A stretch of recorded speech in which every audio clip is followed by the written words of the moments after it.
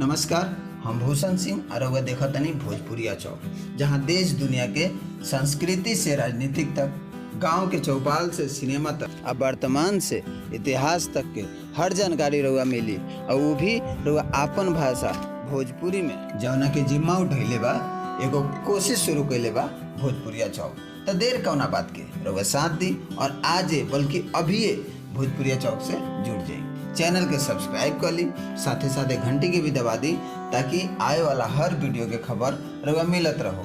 आज एक वजह से और मनोरंजन के साथे साथे ज्ञान भी बढ़ो। समझ गई नी? तो सब्सक्राइब कर दी। अरे भाई, साथे साथे बेल आइकन भी दबा दी। हाँ, धन्यवाद। और हाँ, एक बात और जान ली, अगर रउआ कोनो ऐसा विषय पर जानकारी चाहतनी तो कमेंट सेक्शन में कमेंट करके बताएं। हमने का मतलब पूरा भोजपुरिया टीम, भोजपुरिया चौक के टीम मिलके वो विषय पर वीडियो बनावे की कोशिश करें और रउआ के जानकारी देवे की कोशिश करें। ठीक बा? धन्यवाद।